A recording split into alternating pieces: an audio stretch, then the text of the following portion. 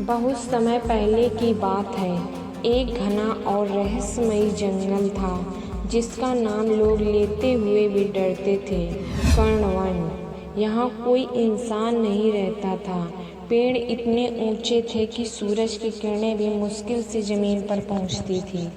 उसी जंगल के बीचों बीच एक था खंडर नुमा महल, वीरान, खामोश और रहस्यों से भरा।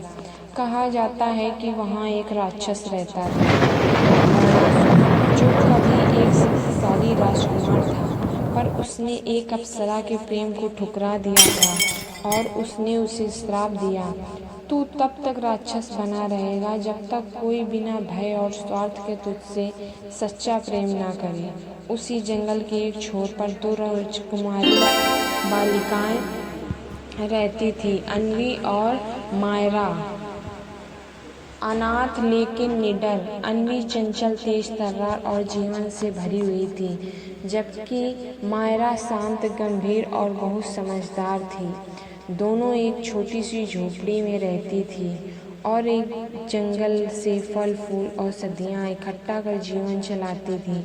एक दिन नदी के किनारे जाते समय उन्हें एक अजीब सा घायल जानवर दिखा, बहुत बड़ा, मगर उसकी आंखों में क्रोध नहीं, दर्द था।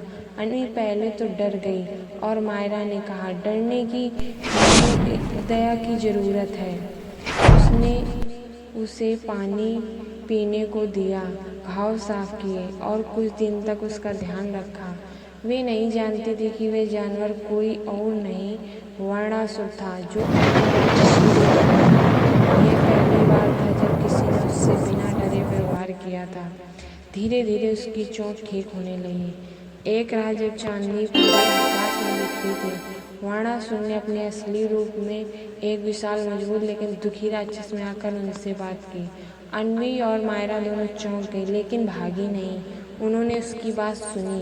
वर्णासुर ने कहा, दोस्तों, ऐसी मजेदार कहानी देखने के लिए मेरे चैनल को सब्सक्राइब और लाइक करें।